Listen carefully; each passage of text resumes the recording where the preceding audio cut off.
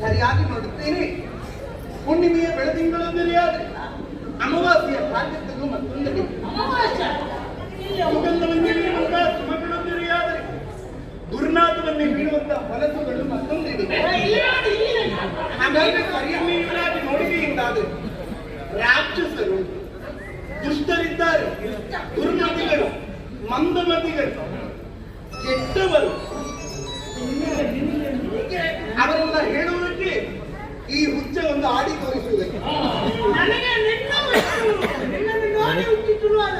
ನೋಡಿಯಂತೆ ಅವರವರಲ್ಲಿ ಬಗೆ ಬಗೆಯಾದ ಹರಕೆಗಳನ್ನೇ ಕೈಗೊಳ್ಳುತ್ತಾ ಇದ್ದಾರೆ. ನನಗೆ ಬೇಕು, ನನಗೆ ಬೇಕು. ಚಂಚಲಿಯಾದಂತಹ ನನ್ನನ್ನು ತಟಸ್ಥವಾಗಿ ಇವರಾರೂ ಸಾಧ್ಯವಿಲ್ಲ. ಯಾಕೆ ನನ್ನ ಮನವಿ ಭೂಮಿ ಅವರಬೇಕೆ ಹೊರತು ಕಾಡ ಹೂಗಳಿಗೆ ಅರಳುವುದಕ್ಕೆ ಸಾಧ್ಯವೇ ಇಲ್ಲ. ಹಾಗಾದ್ರೆ ನನಗನ್ನು ಈ ಸಭೆಯಲ್ಲಿ ಇದ್ದಾನೆಂಬುದಾಗಿ ಸರಿಯಾಗಿ ತಿಳಿದಿದ್ದೇನೆ.